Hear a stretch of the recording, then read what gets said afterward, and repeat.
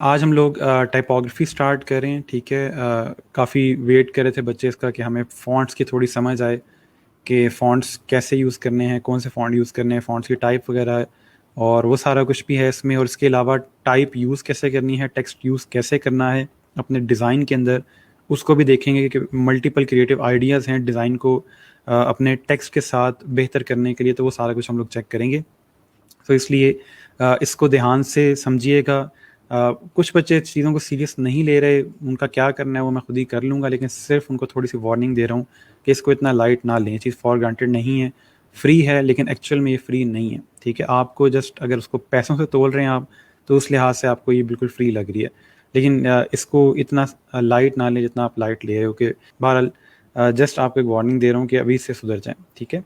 सो आज हम लोग स्टार्ट करें टाइपोग्राफी। मैंने जैसे पहले बताया, बल्कि आप मुझे पहले ये बताएं कि टाइपोग्राफी वर्ड से समझ क्या आता है आपको। हमने पहले भी थोड़ा सा इसका जिक्र किया हुआ है कि टाइपोग्राफी हम पढ़ेंगे, इसमें ये होगा वो होगा। अभी तक आपको क्या समझ आती है टाइपोग्राफी से, या इस वर्ड को ब्रेक करें थोड़ा सा तो क्या समझ आती है इससे। टाइप और ग्राफी दोनों को मिक्स करके ये वर्ड बना है टाइपोग्राफी, यानी कि टाइप की सेंस या टेक्स्ट की सेंस, फॉन्ट की सेंस, इसको ओवरऑल, या समझ लें कि आप टेक्स्ट को लिखना किस तरह से है। ठीक है। वो जो ओवरऑल आपका काम है या एक स्किल है, उसको टाइपोग्राफी कहा जाता है। ठीक है। और इसके अंदर हम यही सी चीज़ें पढ़ेंगे कि टेक्स्ट को हमने डिज़ाइन में सेट कैसे करना है। ये चीज़ अगर आपको आ जाती है, अगर आपका टेक्स्ट अच्छा है डिज़ाइन के अंदर, कलर्स वगैरह बाद की चीज़ है, कलर वगैरह आप सेट कर लेते हो, उसमें कोई बहुत मुश्किल चीज़ नहीं है। लेकिन टेक्स्ट को फिट कहाँ पे करना है, पूरे डिज़ाइन में टेक्स्ट की जगह कहाँ बन रही है, और जगह बनानी किस तरह से टेक्स्ट की, सारी गेम उसकी है। अगर आप वो समझ जाते हो, वो सीख लेते हो, तो एंड ऑफ द गेम, उसके बाद डिज़ाइन में कोई मसला नहीं आता आपका। ठीक है। सो अभी तक जो हमारी करंट पोजीशन है वो कुछ इस तरह की है कि हमें सारे फ़ॉन्ट जो हैं वो एक जगह एक जैसे लग रहे होते हैं। हमें आइडिया नहीं होता कि कौन सा फ़ॉन्ट कहाँ पे यूज़ करना है। मैंने आपको असाइनमेंट दी, उसमें भी आप लोगों का यही इशू था कि कौन सा फ़ॉन्ट यूज़ करें। सो वो एक जो मसला है उससे अब आपको निकालना है, ताकि कमिंग जो असाइनमेंट्स हैं उसमें इतना इशू ना हो।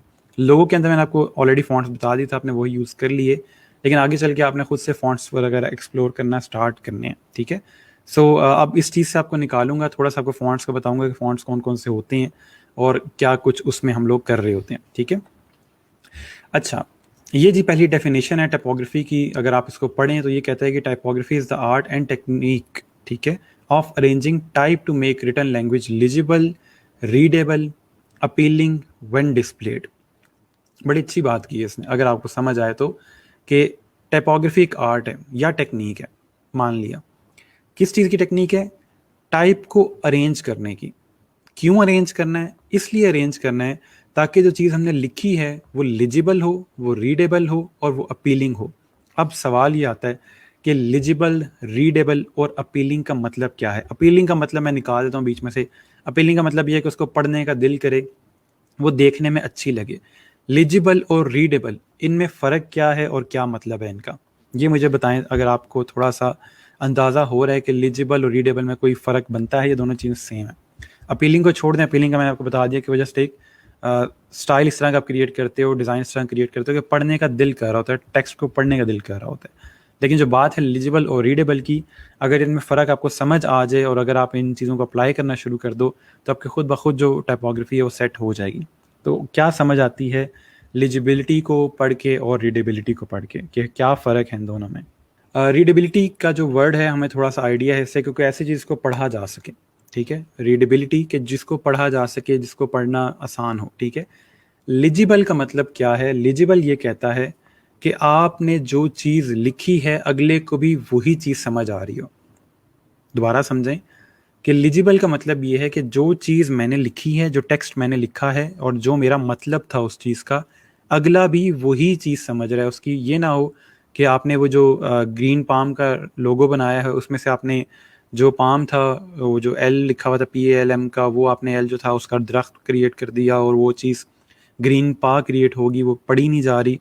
तो वो लिजिबिलिटी वहाँ ख़त्म हो जाती है कि जो चीज़ आप कह रहे थे, जो चीज़ आपका मतलब था, वो चीज़ उस तरह नहीं रही। या फॉर एग्जांपल टाइमलेस अगर लिखा हुआ है, तो टाइमलेस का टी निकाल के आपने उसका घर बना दिया और वो सिंपल आइमलेस बन गया। तो पढ़ने वाला उसको आइमलेस पढ़ रहा है, आपने टाइमलेस का लोगो बनाया हुआ, तो वहाँ पे लीजिबिलिटी ख़त्म हो जाती है। मतलब अगर आपकी चीज़ लीजिबल नहीं है तो इसका मतलब है आपने टाइपोग्राफी सही नहीं की हुई, ठीक है। रीडेबिलिटी का क्या मतलब है? रीडेबिलिटी ये कहती है कि किसी चीज़ को रीड किया जा सके। हो सकता है कि एक चीज़ लीजिबल तो हो लेकिन वो रीडेबल ना हो। लीजिबल का मतलब ये है कि उसको देख के समझ तो आ रही है कि अच्छा ये लिखा हुआ है, अच्छा ये लिखा हुआ है, यहाँ पे ठीक हो गया। लेकिन जब एक फ्लो में उसको पढ़ने लगते हैं तो नहीं पढ़ा जाता, बहुत मुश्किल हो जाता है। मैं साथ साथ आपको इसकी एग्जांपल्स भी दिखा देता हूँ, ठीक है। फॉर एग्जांपल मुझे ये देख के बताएं क्या ये चीज़ रीडेबल भी है, लीजिबल भी है, या सिर्फ लीजिबल है या सिर्फ रीडेबल है। कौन कौन सी चीज़ों को ये मार्क कर रही है, ठीक है। इस टेक्स्ट को पढ़ें और आपको क्या लगता है, क्या ये रीडेबल है, क्या ये लीजिबल है, क्या लीजिबल ही है, रीडेबल नहीं है, क्या क्या समझ आती है आपको इससे। रीडेबिलिटी नहीं है इसके अंदर, क्या लीजिबिलिटी है इसके अंदर अगर रीडेबिलिटी नहीं है। चले मैं आपका ये आसान कहता हूँ तो कि ये चीज़ रीडेबल नहीं है। इस तरह का अगर पैराग्राफ लिखा हो तो ये रीडेबल नहीं है, लेकिन क्या ये लिजिबल है? लिजिबल तो है, ठीक है, कि हम हर टेक्स्ट को, हर वर्ड को अलग अलग बता सकते हैं कि क्या लिखा हुआ है। यहाँ पे अनटिल लिखा हुआ है, फिर डिजिटल है, ठीक है, स्पेशलाइज्ड है, ठीक हो गया, डिजिटलाइजेशन है। अलग अलग वर्ड पढ़ें तो आसान है हमारे लिए, लेकिन एक फ्लो में जब पढ़ते हैं तो वो चीज़ रीडेबल नहीं है, ठीक है। लिजिबल है, देख के बताया जा सकता है कि कौन सा वर्ड क्या कह रहा है, लेकिन अगर एक फ्लो में मैं पढ़ूंगा तो मेरे लिए पढ़ना आसान नहीं है। तो ये लिजिबल है, ये रीडेबल नहीं है, ठीक हो गया, ओके। उसके बाद इसको देखें ज़रा, सेम वही चीज़ है, इसमें हमने फॉन्ट भी चेंज कर दिए, सब कुछ कर दिया, लेकिन मसला वही है कि ये चीज़ लिजिबल तो है, मैं गौर से इसको पढ़ सकता हूँ, लेकिन एक अगर इतने लाइट टेक्स्ट के अंदर अगर पैराग्राफ्स लिखे होंगे तो वो रीडेबल नहीं होंगे। आपका सर दर्द करना शुरू कर देगा जब आप इतनी मुश्किल से इतने लाइट फॉन्ट को पढ़ रहे होगे, ठीक है। और यही चीज़ मैं आपको समझा रहा होता हूँ कि आप लोग लाइट बैकग्राउंड के ऊपर लाइट टेक्स्ट ना यूज़ किया करें और ना ही डार्क बैकग्राउंड के ऊपर डार्क टेक्स्ट यूज़ किया करें। दोनों का कंट्रास्ट यूज़ करें ताकि उस चीज़ को पढ़ा जा सके, ठीक है। ये देखें आप, इसको मुझे बताएं आपको क्या लगता है इस टेक्स्ट को देख के। अब मेरे नज़दीक ये चीज़ है, ये रीडेबल भी है, ये लिजिबल भी है और ये अपीलिंग भी है, ठीक है। मेरे सामने टेक्स्ट लिखा हुआ है, मैं पढ़ना चाह रहा हूँ कि ये क्या टेक्स्ट है और क्या कह रहे हैं मुझसे, ठीक हो गया। कॉमन टेक्स्ट है, इसको हम डिज़ाइन नहीं कह सकते, हमने सिंपल एक टेक्स्ट लिखा हुआ है और वो बता रहा है टेक्स्ट अपनी डोमिनेंस से कि यहाँ पे कोई ज़रूरी बात लिखी, बाकी तमाम चीज़ें छोटी हैं और ये टेक्स्ट कंट्रास्ट के साथ है। तो ओवरऑल जस्ट हम सिर्फ ये कह रहे हैं कि हमारा पढ़ने को दिल कर रहा है कि सामने चीज़ आई है मेरे, ये मुझसे क्या कह रही है, ठीक है, ओके। अपीलिंग इसको क्रिएट करना, वो डिज़ाइन प्रॉपर हम क्रिएट करते हैं, लेकिन फ़िलहाल जस्ट ये हमें लिजिबिलिटी भी है इसके अंदर, रीडेबिलिटी भी है, ठीक हो गया। बिल्कुल ऐसा ही है, मैं यही कह रहा हूँ कि माइट भी जो बंदा डिज़ाइनर नहीं है आज से, यानी कि कुछ टाइम पहले जब आप लोग डिज़ाइनर नहीं थे तो माइट भी आपके सामने अचानक से इमेज आता तो आप फ़ौरन देखते हैं कि इस पर क्या लिखा हुआ है, ठीक है। अभी आप ज़रा नखरे वाले हो गए, आपकी डिज़ाइनिंग आ गई तो आपको ये चीज़ इतनी अपीलिंग नहीं लग रही। अपीलिंग का सिर्फ मतलब ये है कि एक चीज़ को पढ़ने का दिल करे, ठीक है। फॉर एग्जांपल आपने इस तरह का कोई इमेज यूज़ कर दिया, जैसे आप लोग बिल बोर्ड्स पे देखते हैं कि उन्होंने एक अचानक से एक इमेज यूज़ किया होता है और आप इमेज देखते हो और साथ देखते हैं कि ये किस बारे में ये इमेज है, तो आप उसका टेक्स्ट पढ़ते हैं। तो जस्ट आपका जो दिल करता है टेक्स्ट पढ़ने का, उसको अपीलिंग कहा जाता है। तो जैसे एक स्टूडेंट ने कहा कि ये सब्जेक्टिव है, हर बंदे का अपना एक व्यू होता है कि एक बंदे को वो टेक्स्ट अच्छा लगता है, एक को नहीं अच्छा लगता, नहीं दिल करता पढ़ने का, तो वो अलग चीज़ है। लेकिन हमारा जो मेन फोकस है वो लिजिबिलिटी और रीडेबिलिटी है कि हमने जो भी टेक्स्ट लिखना है वो लिजिबल भी हो और वो रीडेबल भी हो, ठीक है। इसके बाद एक चीज़, आपके हमेशा जो डिज़ाइन हम क्रिएट कर रहे होते हैं उसमें डिज़ाइन के टेक्स्ट की दो कैटेगरीज होती हैं, एक होती है हेडिंग और एक होती है बॉडी। नॉर्मली जो भी डिज़ाइन क्रिएट किया जा रहा होता है उसमें कहीं ना कहीं दो टाइप का टेक्स्ट यूज़ होता है। बहुत रेयर कोई ऐसी जगह होती है जहाँ पे सिंपल एक लाइन लिखी हुई है, ना उसका कोई हेडिंग है ना वो बॉडी है, अकेली एक लाइन है, ठीक है, बहुत रेयर चीज़ है। वरना जब भी आप इवन के लोगो भी क्रिएट कर रहे होगे तो वहाँ पे भी आपकी एक हेडिंग होगी, एक बॉडी होगी। हेडिंग और बॉडी कैसे होगी? फॉर एग्जांपल आप टाइमलेस इंटीरियर का लोगो क्रिएट कर रहे हो तो टाइमलेस जो है वो सिंपल आपकी हेडिंग है, बॉडी क्या होगी? इंटीरियर्स, ठीक है। तो मेन जो फोकस होता है हमारा हमेशा हेडिंग पे होता है क्योंकि वही बॉडी को डिफाइन कर रही होती है। हेडिंग समझ लें कि वो बॉडी क्या एक समराइज चीज़ होती है, हेडिंग बता रही होती है कि आगे आप क्या पढ़ने वाले हो या आगे क्या होने वाला है, ठीक है। और टाइमलेस जब हम पढ़ते हैं हमें नहीं पता कि टाइमलेस क्या है, क्या करती है कंपनी, और जैसे हम इंटीरियर पढ़ते हैं अच्छा ठीक हो गया, तो ये टाइमलेस इंटीरियर जो है ये कंपनी है जो इंटीरियर डिज़ाइन की ओवरऑल सर्विस देती है, ठीक है। या आप ग्रीन पाम पढ़ते हो, अच्छा ये ग्रीन पाम क्या है, किसी आइलैंड का नाम है, तो जब आप उसको कंप्लीट देखते हो नीचे रेस्टोरेंट लिखा हुआ है, अच्छा ग्रीन पाम रेस्टोरेंट एक नाम है, ठीक है। तो इसलिए जो बॉडी होती है और हेडिंग होती है उनके आपस में एक रिलेशन होता है, ना अकेली बॉडी कुछ कर सकती है ना अकेली हेडिंग कुछ कर सकती है, ठीक है। तो कोशिश ये करेंगे कि हम लोग हेडिंग और बॉडी का जो फ़र्क है वो वाजे करें। किस तरह वाजे करेंगे? जो आपकी हेडिंग होगी वो बोल्ड होगी, या वो साइज़ में बड़ी होगी, या आसान अल्फाज में कहें तो वो डोमिनेंट होगी, ठीक है। बॉडी जो होती है वो थोड़े छोटे फॉन्ट में होती है, नॉर्मली उसका टेक्स्ट भी ज़्यादा होता है, लेकिन ज़रूरी चीज़ नहीं है, ठीक है, लेकिन टेक्स्ट ज़्यादा हो सकता है। इसके अलावा बॉडी को हम बहुत ज़्यादा इंपॉर्टेंस नहीं देते, ठीक है, वो अल्टरनेट होता है। अब जो मेन चीज़ है वो है आपके टाइप्स ऑफ फ़ॉन्ट्स, कि आपके फ़ॉन्ट्स होते किस टाइप्स के हैं। मैं अब ये चीज़ आप लोगों को पहले नहीं बताई भी, अब बता रहा हूँ। अब आप लोग इस चीज़ को समझिएगा, सीखिएगा, ताकि आप लोग आगे चल के जब डिज़ाइन क्रिएट कर रहे हो तो वहाँ पे फ़ॉन्ट्स अप्लाई करना आसान हो जाए। आप देख सको कि ये जो डिज़ाइन है ये किस कैटेगरी में आता है, और मेरे टेक्स्ट का पर्पस क्या है, मैं जो टेक्स्ट ऐड कर रहा हूँ उसका पर्पस क्या है यहाँ पे, और फिर वो पर्पस पूरा करेगा जब आपको टाइप्स ऑफ फ़ॉन्ट्स समझ आएंगे, ठीक है। ओवरऑल दुनिया में ये दो टाइप्स हैं फ़ॉन्ट्स की, एक सेरिफ फ़ॉन्ट है और एक सैन सेरिफ फ़ॉन्ट है। परेशान नहीं होना कि पता नहीं अब ये क्या चीज़ है सेरिफ और सैन सेरिफ। थोड़ा सा फ़र्क बताऊंगा इसका, आपको थोड़ा आइडिया हो जाएगा कि सेरिफ और सैन सेरिफ कौन से होते हैं। फ़ॉन्ट्स के नेम वगैरह भी आगे चल के देखेंगे, और ये कौन सा कहाँ पे यूज़ होगा वो भी देखेंगे। एक चीज़ पहले क्लियर कर दूँ कि सेरिफ कोई फ़ॉन्ट नहीं है, ये फ़ॉन्ट की कैटेगरी है। अगर आप इंटरनेट पर सर्च करेंगे सेरिफ फ़ॉन्ट तो सेरिफ फ़ॉन्ट आपको नहीं मिलेगा, उसकी कैटेगरीज मिलेंगी कि ये जो फ़ॉन्ट है ये सेरिफ फ़ॉन्ट में आता है। या सैन सेरिफ सर्च करेंगे, सर सैन सेरिफ तो मिल ही नहीं रहा कहीं से, तो सैन सेरिफ कोई फ़ॉन्ट नहीं है, ये उनकी फैमिली का नाम है, ठीक है। तो इसलिए फॉर एग्जांपल आप समझ लो, लेकिन ये चले वो एग्जांपल नहीं बनती, मिक्स हो जाएगी, छोड़ दें, ठीक है। तो सेरिफ और सैन सेरिफ जो है वो जस्ट फैमिली का नाम है, ठीक है। अब सेरिफ फ़ॉन्ट कौन से होते हैं और सैन सेरिफ फ़ॉन्ट कौन से होते हैं? सेरिफ फ़ॉन्ट वो होते हैं जिनके एजेस कुछ इस तरह के बने होते हैं, थोड़े शेनैनिगन्स होते हैं, उसके अंदर थोड़े एजेस बने होते हैं, कॉर्नर्स बने होते हैं, उनको सेरिफ फ़ॉन्ट कहा जाता है। आप लोगों ने अक्सर इस तरह के फ़ॉन्ट देखे होंगे, जैसे for example times new Roman font अगर आपने देखा हो, ठीक है, उसके बिल्कुल एजेस इस तरह के होते हैं। या मैंने आप लोगों को प्ले फेयर जो फ़ॉन्ट कहा हुआ था डाउनलोड करने के लिए, उसके भी एजेस इसी तरह के हैं, ठीक है। तो ये जो चीज़ है सिंपल, कि जो एजेस हैं यहाँ पे उसको कहते हैं आपके सेरिफ फ़ॉन्ट्स। तो जिसके भी ये एजेस होंगे, जिस भी फ़ॉन्ट के पेजेस देखोगे वो सिंपल आपके सेरिफ फ़ॉन्ट में आते हैं, ठीक है। अच्छा, serif fonts have a little end point to them sans serif down, simple, ठीक है। जो सेरिफ होंगे उनके हल्के से एजेस होंगे इस तरह के, ठीक है, और जो सैन सेरिफ हैं उनमें एजेस नहीं आते। अब सवाल ये कौन सा फ़ॉन्ट कहाँ पे यूज़ करना है? सेरिफ फ़ॉन्ट आपका हमेशा वहाँ पे यूज़ होगा जहाँ पे आपकी रीडेबिलिटी बहुत काउंट होती है। आपको लगता है कि यहाँ पे टेक्स्ट बहुत ज़्यादा होगा, तो मैंने मेक श्योर करना है कि टेक्स्ट पढ़ा जा सके। और सेरिफ फ़ॉन्ट ये मेक श्योर करता है कि आप जब इसका यूज़ करेंगे किसी टेक्स्ट में, इसको पढ़ना बहुत आसान होता है। साइंस ये कहती है कि जब भी हम सेरिफ फ़ॉन्ट यूज़ करते हैं तो रीडेबिलिटी बहुत इंक्रीज़ हो जाती है, आप टेक्स्ट को जल्दी पढ़ सकते हो, जल्दी अब्ज़ॉर्ब कर सकते हो। सो इसलिए आपके बुक्स में, आपके न्यूज़पेपर में, आपके फैशन मैगजीन्स के अंदर और हिस्ट्री के रेलिवेंट जितनी चीज़ें होती हैं उसमें नॉर्मली हम लोग सेरिफ फ़ॉन्ट यूज़ कर रहे होते हैं, ठीक है। ये एक ओल्ड चीज़ को डिपिक्ट कर रहा होता है, थोड़ा सा उसकी तरफ लेके जाता है हमें, कि पुरानी हिस्ट्री वगैरह से रेलिवेंट कोई चीज़ करेंगे, एजुकेशन से रेलिवेंट कोई चीज़ करेंगे, तो वहाँ पे सेरिफ फ़ॉन्ट यूज़ होता है, यानी थोड़ा पास्ट की तरफ हमें लेके जाता है ये फ़ॉन्ट, ठीक है। इसके बाद जो सैन सेरिफ फ़ॉन्ट है, पहले आप ये नोट कर लें अपने पास कि कौन कौन से फ़ॉन्ट जो हैं वो सेरिफ फ़ॉन्ट के अंदर आते हैं।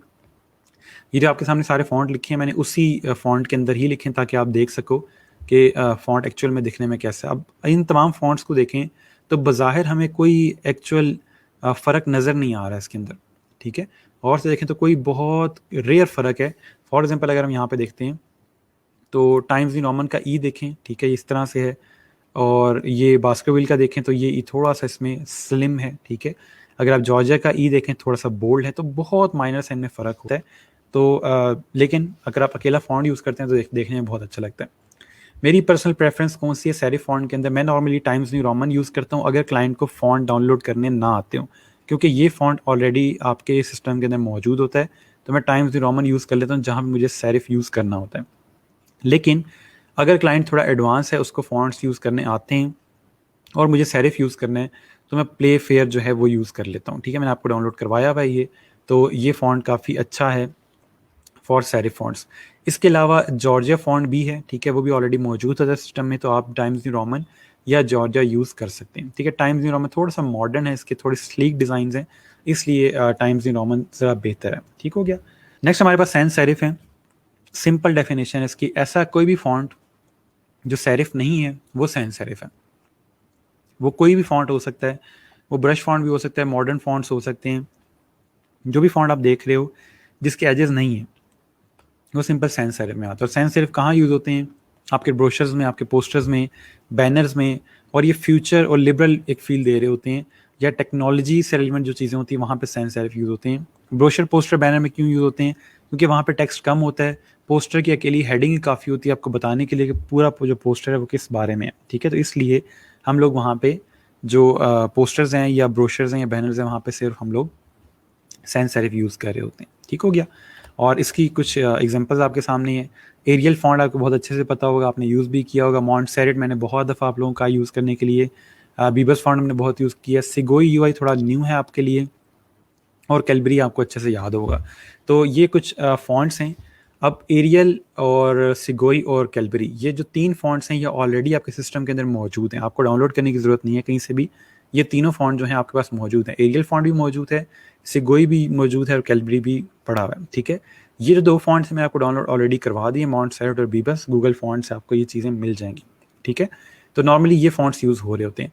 इनमें अब सबसे अच्छा कौन सा है? मैं मॉन्टसेरेट बहुत ज़्यादा यूज़ करता हूँ, ठीक है। ये एक देखने में अच्छा लगता है और टेक्स्ट पढ़ने में आसान है। और इसके अलावा बीबस फॉन्ट यूज़ करता हूँ जहाँ पे मेरे पास टेक्स्ट ज़्यादा होता है लेकिन जगह कम होती है, क्योंकि कंडेंस्ड फॉन्ट है, ठीक है। तो इसलिए आप वहाँ पे बीबस फॉन्ट यूज़ करते हो ताकि आपके पास कम जगह के अंदर ज़्यादा टेक्स्ट एब्जॉर्ब हो सके। लेकिन बीबस फॉन्ट जो है वो छोटी लाइंस पे यूज़ होता है। बॉडी में हम लोग कभी बीबस यूज़ नहीं करते, हमेशा हेडिंग के अंदर हेडिंग की तरह बीबस यूज़ करोगे। बॉडी फॉन्ट में बीबस यूज़ नहीं करते, क्योंकि बीबस जो है उसकी रीडेबिलिटी इतनी नहीं है, ठीक हो गया। और यही मैं चीज़ आपको समझाता हूँ कि आप लोग जब भी फ़ॉन्ट यूज़ कर रहे होते हैं थोड़ा सा कोशिश किया करें कि इंटरनेट से कोई अच्छा फ़ॉन्ट लेके डाउनलोड करें। वरना अगर आप वही बने बनाए फ़ॉन्ट्स और वही कलर यूज़ करते हो जो क्लाइंट के पास ऑलरेडी सिस्टम में मौजूद हैं, तो उसको ऐसे ही लग रहा होता है कि ये चीज़ मैं भी बना सकता था, इसमें इसने क्या किया, ठीक है।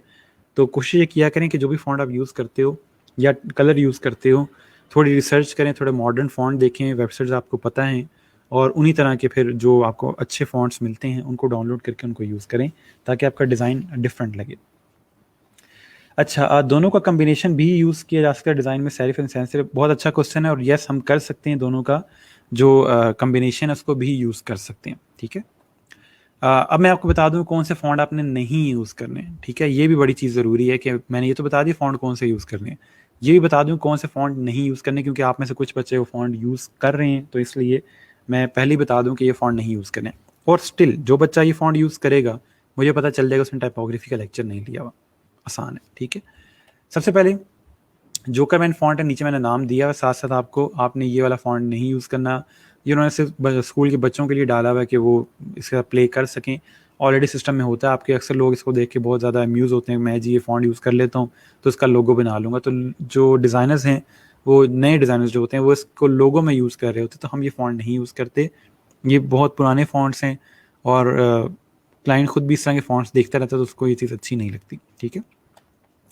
उसके बाद ये चिलर फॉन्ट्स हैं, ठीक है। ये अक्सर लोग ब्रश की जगह यूज़ कर रहे होते हैं, जब उनको कहा जाता है कि आपने ब्रश फॉन्ट यूज़ करना है लोगों में, तो वो उठा के इससे टेक्स्ट लिख देते हैं। ये सिर्फ हॉरर मूवीज़ वगैरह के पोस्टर्स के अंदर यूज़ होते हैं इस तरह के फॉन्ट्स, इससे क्योंकि फील इस तरह की आ रही है, और ब्रश के स्ट्रोक्स नहीं है ये, ठीक है। ये ऐसी फील आती है कि ब्लड से चीज़ लिखी गई है। तो कोशिश ये किया करें कि आप लोग देख लिया करें कि आपको और कोई अच्छे फॉन्ट मिल जाएँ, ठीक है। नेक्स्ट, कॉमिक सेंस बहुत ज़्यादा बुरे समझे जाते हैं आपकी डिज़ाइन की फील्ड के अंदर। अभी तक अगर आप लोगों ने थोड़ी बहुत मीम्स देखी होंगी डिज़ाइन की, तो उसमें भी आपने देख लिया होगा कि कॉमिक सेंस को अच्छा नहीं समझते। इसको लेमिनेट फॉन्ट भी कहा जाता है, यानी कि लेमिनेट स्टैंड। अगर आपको ना पता हो थोड़ा सा बता देता हूँ। लेमिनेट स्टैंड्स होते हैं यूरोप में या अमेरिका के जो बच्चे होते हैं, इनको गर्मियों की छुट्टियाँ होती हैं, तो वो घर के बाहर अपने स्टॉल लगा लेते हैं, लेमिनेट स्टैंड लगा लेते हैं, जहाँ पे वो लोग सिग्नल पे या कोई भी इस तरह की जगह पे अपने घर के बाहर कोई भी इस तरह की गली वगैरह में आपको जो भी स्क्वेंजी वगैरह इसको हम कहते हैं, लीमू पानी इसको कहते हैं, उसको वो सेल कर रहे होते हैं $1 का, $1/2 का, इस तरह से, ठीक है। Just to make some pocket money, ठीक है। तो इसलिए उनको वो बच्चे बहुत ज़्यादा कॉमिक सैन यूज़ करते हैं, यानी कि एक परसेप्शन है। तो इसलिए हम लोगों ने कॉमिक सैन नहीं यूज़ करना, और कॉमिक सैन को और बताने के लिए कि कितना बुरा है, एक अक्सर औकात एक दूसरे को बद्दुआ दी जाती है कि अल्लाह करे तुम्हारी जो कब्र हो उसके ऊपर कॉमिक सैन से तुम्हारा नाम लिखा जाए, ठीक है। तो इसलिए कोशिश ये करें कि कॉमिक साइंस से दूर है, ठीक है। हाँ, नेक्स्ट अल्जेरियन फ़ॉन्ट है। ये अक्सर लोगों को बहुत ज़्यादा अच्छा लगता है, लेकिन हम लोगों ने ये फ़ॉन्ट भी नहीं यूज़ करना है, बहुत पुराना हो चुका है और क्लाइंट खुद भी बहुत ज़्यादा यूज़ करते हैं, तो इसलिए हम ये फ़ॉन्ट नहीं यूज़ करेंगे। हमने ऐसा कोई भी कलर, ऐसा कोई भी फ़ॉन्ट अवॉइड करना है जो दुनिया में बहुत ज़्यादा यूज़ हो रहा हो, ठीक है, ताकि हमारा डिज़ाइन थोड़ा डिफरेंट लगे, ठीक है जी। अब थोड़ा सा कॉन्सेप्ट दे दूँ सेफ फ़ॉन्ट का। सेफ फ़ॉन्ट कौन से होते हैं? ये टर्म है, ठीक है, ये टर्म यूज़ होती है उन फ़ॉन्ट्स के लिए जो फ़ॉन्ट्स तमाम यूज़र इंटरफेसेस और तमाम ऑपरेटिंग सिस्टम्स के अंदर मौजूद हों। यानी कि अगर आप एप्पल का ऑपरेटिंग सिस्टम यूज़ कर रहे हैं तो उसमें भी फ़ॉन्ट मौजूद हों पहले से, और अगर आप लोग फॉर एग्ज़ाम्पल विंडोज़ यूज़ करें तो उसके अंदर भी आपके पास पहले से मौजूद हों ये फ़ॉन्ट्स। अक्सर औक़ात होता ही है कि आप कोई ऐसा फ़ॉन्ट यूज़ कर लेते हो जो सिर्फ़ आपके सिस्टम पे मौजूद है, लेकिन वो क्लाइंट के पास नहीं है। तो जब आप उसको इलस्ट्रेटर की सोर्स फ़ाइल देते हो, जब उसको एडिट करने बैठता है तो वहाँ पे वो डिज़ाइन चेंज हो जाता है, फ़ॉन्ट मिसिंग होते हैं, या जैसे आप लोग फ्री पिक से डाउनलोड करते हो कोई भी पिक्चर या कोई भी सोर्स फाइल, तो उसके अंदर अक्सर फ़ॉन्ट मिसिंग का एरर आता है। वो इसलिए आ रहा होता है क्योंकि जो फ़ॉन्ट उस बंदे ने यूज़ किए हैं वो फ़ॉन्ट आपके पास मौजूद नहीं है, ठीक है। तो इसलिए हमारे पास इस तरह के इशू से बचने के लिए हम वो फ़ॉन्ट यूज़ करते हैं जो कि तमाम ऑपरेटिंग सिस्टम्स के ऊपर होते हैं, या तमाम विंडोज़ पे, तमाम ऑपरेटिंग सिस्टम या आपके जो आईओएस होते हैं उनके ऊपर पहले से मौजूद होते हैं, ठीक है। या एग्जैक्टली बिल्ड इन फ़ॉन्ट्स जो होते हैं आपके, उनको सेफ फ़ॉन्ट कहा जाता है, ठीक है। एरियल हो गया, टाइम्स न्यू रोमन हो गया, सिगोई हो गया, कैलबरी हो गया, ये सारे जो आपके पास पहले से डाउनलोड थे वो आपके पास सेफ फ़ॉन्ट में काउंट होते हैं। यहाँ मैंने कुछ एग्जांपल्स दी हुई हैं सेफ फ़ॉन्ट की। ये तमाम आपके पास जो हैं वो सेफ फ़ॉन्ट के अंदर आते हैं, ठीक है। तो कभी आपको ऐसा लगे कि क्लाइंट आपको कहता है कि मुझे फ़ॉन्ट ऐसा यूज़ करना जो सबके पास मौजूद हो, तो आप इनमें से कोई फ़ॉन्ट यूज़ कर लीजिएगा। सिगोई जो है, सिगोई, एरियल, कैलबरी आपके पास सैंस सेरिफ में आ जाते हैं, और टाइम्स न्यू रोमन और जॉर्जिया जो हैं वो सेरिफ में आ जाते हैं, ठीक है। तो जब भी आपको क्लाइंट इस तरह से कुछ कहता है तो आप लोग इनमें से कोई फ़ॉन्ट यूज़ कर सकते हैं, ठीक है। तो ये कुछ फ़ॉन्ट है जो सेफ फ़ॉन्ट में आते हैं, लेकिन ये तब यूज़ करने जब आपको लगे कि क्लाइंट कोई इशू हो सकता है, ये क्लाइंट खुद कह दे। वरना आप कोई भी फ़ॉन्ट यूज़ कर लें जो गूगल फ़ॉन्ट से आप लें, ठीक है। गूगल फ़ॉन्ट से जो आप फ़ॉन्ट लेते हो वो ईज़िली यूज़ कर सकते हो। अगर क्लाइंट कहता है कि मेरे पास फ़ॉन्ट नहीं है, तो सिंपल आप उसको लिंक दे दें जहाँ से आपने फ़ॉन्ट डाउनलोड किया था, और क्लाइंट सिंपल डबल क्लिक करके वो फ़ॉन्ट अपने पास डाउनलोड कर लेगा। अब क्लाइंट्स थोड़े से बेहतर हो चुके हैं, कोई इतना बड़ा मसला नहीं है फ़ॉन्ट डाउनलोड करना, लेकिन सिर्फ बता रहा हूँ कि मल्टी प्लेटफॉर्म जब काम किया जा रहा होता है, या क्लाइंट ने आगे चीज़ें सेंड करनी होती हैं किसी को, फॉर एग्जांपल वर्ड की फ़ाइल के अंदर उसने कोई डिज़ाइन सेंड करनी है तो वहाँ पे इशू आ सकता है कि वो क्लाइंट आगे किसी को सेंड करता है तो उसके पास डिज़ाइन चेंज ना हो, उससे बचने के लिए वो इस तरह के फ़ॉन्ट यूज़ कर रहा होता है, ठीक है जी। अब यहाँ पे थोड़े से मैंने सैंपल्स ऐड किए हैं जहाँ से आपको जस्ट टेक्स्ट को देख के थोड़ा सा आइडिया हो जाता है कि यहाँ पे एक थीम क्रिएट हो रहा है। जैसे लेफ्ट साइड पे अगर हम देखें तो फीमेल कॉस्मेटिक्स का एक ब्रांड है जिन्होंने अपना सोशल मीडिया का डिज़ाइन क्रिएट किया हुआ है।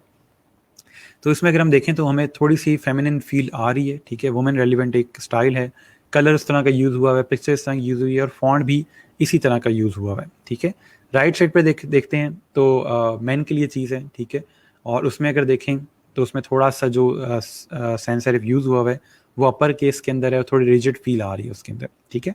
तो जिस तरह का आपका ब्रांड होता है उसी तरह की एक पूरे थीम क्रिएट कर रहे होते हैं, और फॉन्ट भी आपका वही चीज़ फिर साथ लेके चल रहा होता है, वो पूरी आपके थीम के साथ अलाइंड होता है।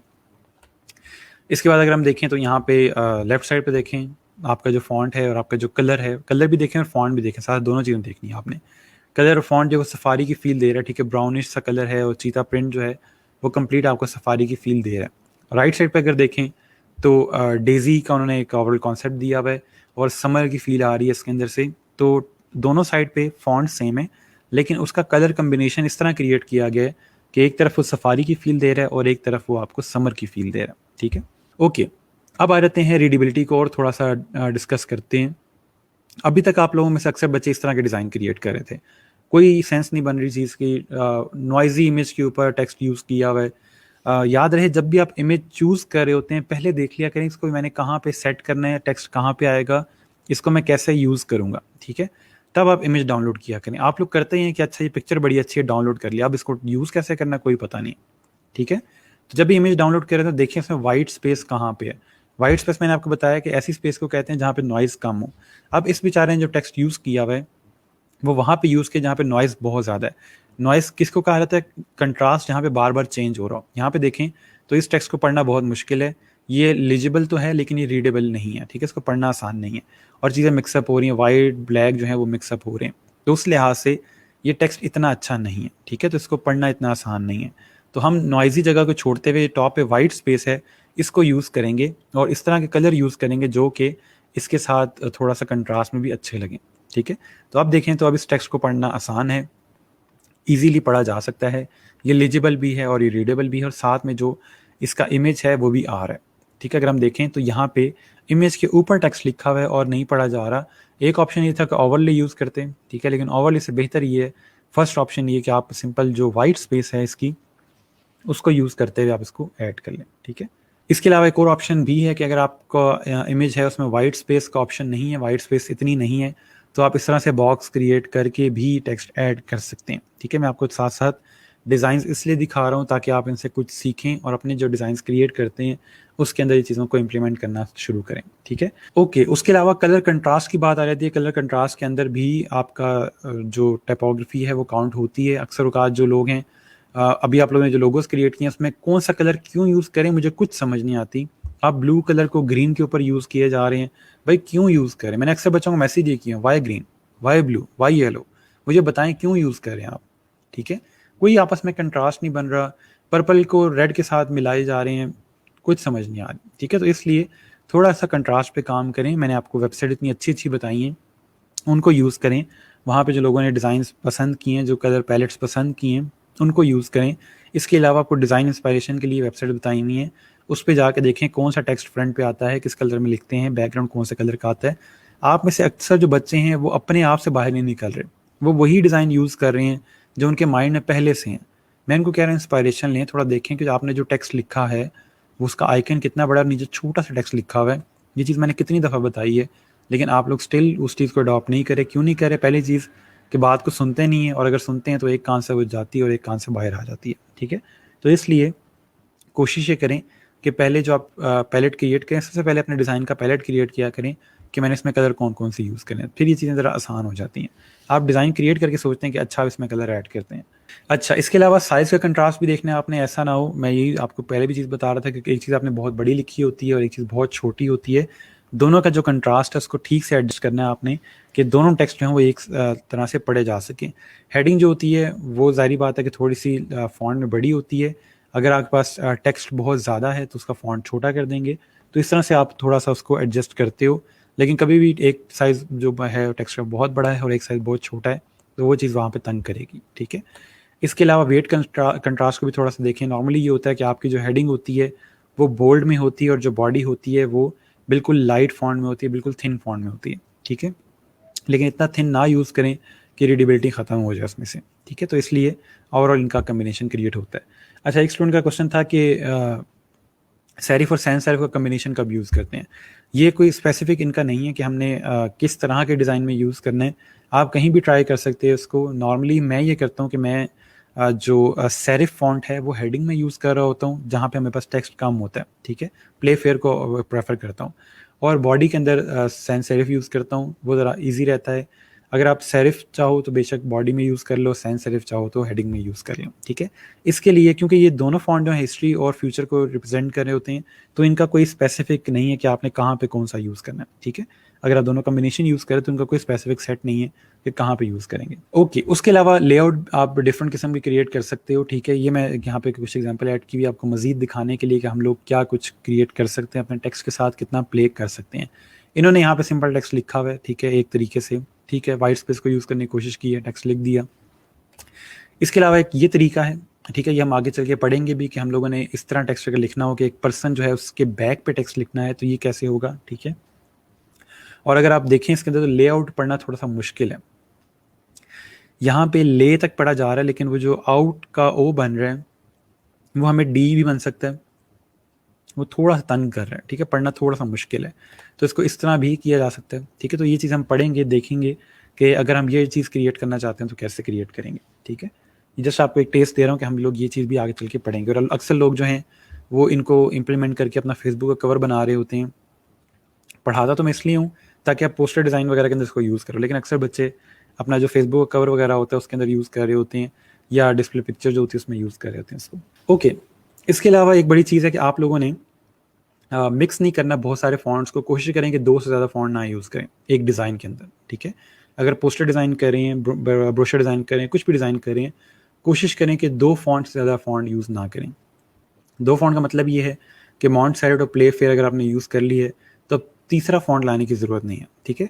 मॉन्ट-सेरेट का बोल्ड और मॉन्ट-सेरेट का लाइट जो है, वो एक फ़ॉन्ट है, ठीक है? फैमिली एक ही है। लेकिन चीज़ ये है कि आपने बोल्ड और लाइट यूज़ कर लिया, दैट्स फाइन, आप प्ले-फेयर भी साथ यूज़ कर सकते हैं। 2 फ़ॉन्ट नहीं यूज़ करने। बोल्ड, लाइट वर्ज़न वगैरह आप यूज़ कर सकते हो, उसमें कोई इश्यू नहीं है। सिर्फ़ आप लोगों ने जो उनकी फैमिली है, यानी कि वो जो फैमिलीज़ होती हैं फ़ॉन्ट की, वो आप लोग 2 यूज़ करेंगे, तीसरी पे नहीं जाएँगे। ठीक हो गया? तो अगर आप जाते हैं तो इस तरह की चीज़ क्रिएट होती है जिसका समझ नहीं आ रहा था कि क्या बना हुआ है, ठीक है? तो उसने यहाँ पे लिख के बताया हुआ है कि आप लोगों ने जो भी फ़ॉन्ट यूज़ करने की कोशिश करें कि आप लोग 2 फ़ॉन्ट से ऊपर ना जाएँ। इसके बाद मैंने यहाँ पे कुछ सैंपल्स दिखाए हुए हैं आपको कॉम्बिनेशंस के साथ कि लोगो को अगर हम लोग फ़ॉन्ट यूज़ करते हैं तो किस तरह यूज़ कर लेते हैं। अब यहाँ पे देखें तो इंटीरियर का लोगो क्रिएट हुआ है रॉयल डियर के नाम से। इसका जो टेक्स्ट है हेडिंग वाला वो सेरिफ फॉन्ट के अंदर है और जो बॉडी है वो सैंस सेरिफ के अंदर है। अब यहाँ पे कॉम्बिनेशन उसको यूज़ किया हुआ है, ठीक है, जो अच्छा लग रहा है। लेकिन जो मेन पर्पस था वो डिज़ाइन से रेलिवेंट था, फैशन से रेलिवेंट है, ठीक है, आर्ट से रेलिवेंट है, तो वहाँ पे सेरिफ यूज़ किया हुआ है। और यही कॉम्बिनेशन नॉर्मली यूज़ होता है जब आप लोग डिज़ाइन रेलिवेंट चीज़ें क्रिएट कर रहे होते हो, ठीक है।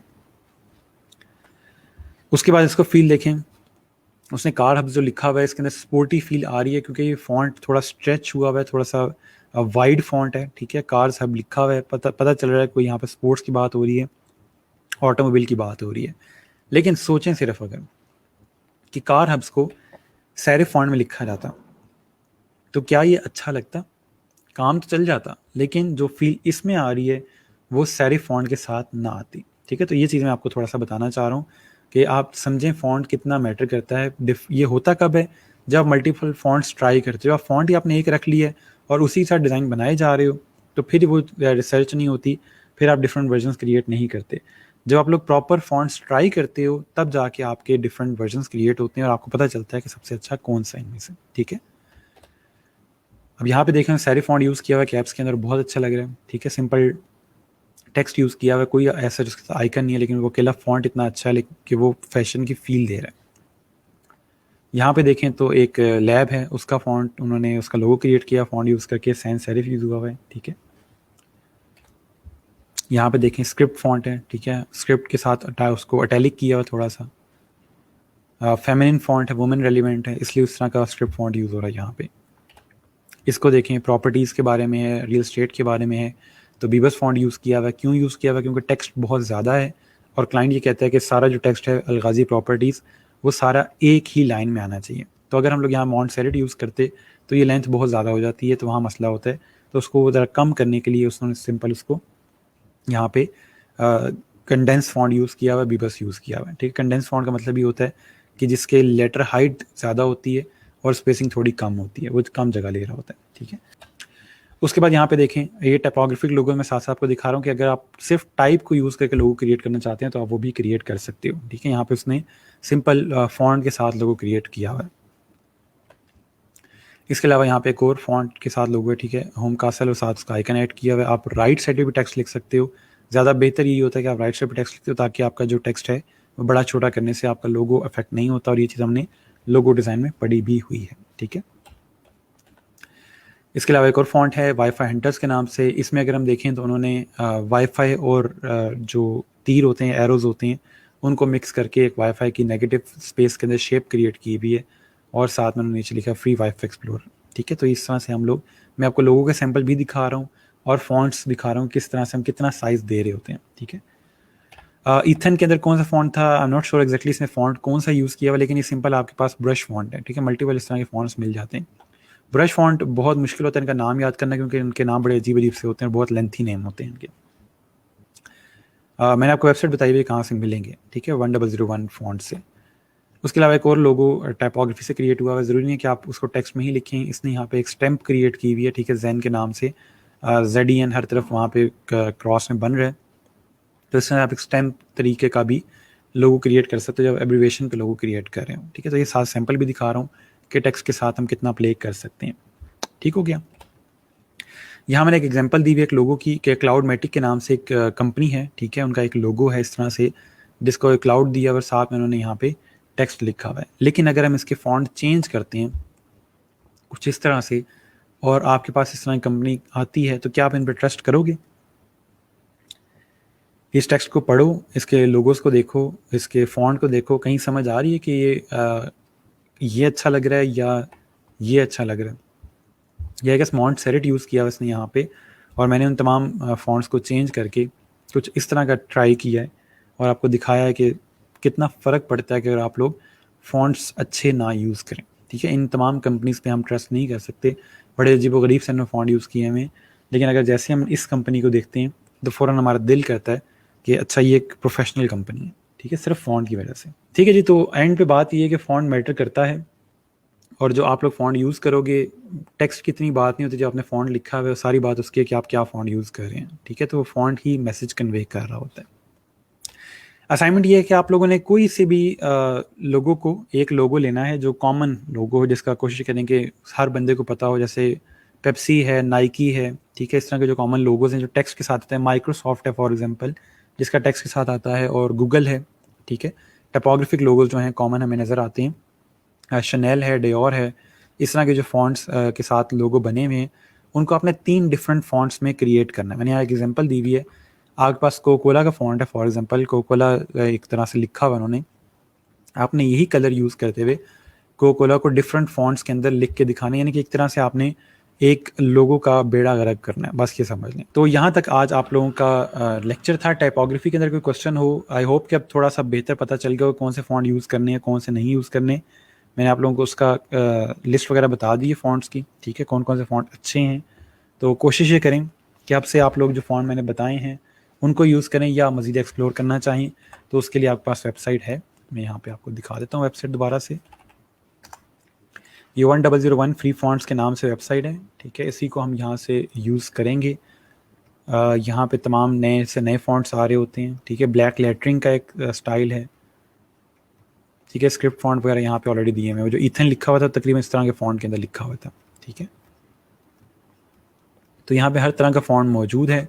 आपने देखना अपना आपका क्लाइंट किस कैटेगरी का है, उसको किस किस्म का डिज़ाइन चाहिए, और फिर आप उसी तरह का उसको फ़ॉन्ट यूज़ करके देंगे। ठीक है जी, इसके अलावा गूगल फॉन्ट्स का मैंने आपको कहा था। ठीक है, गूगल फॉन्ट्स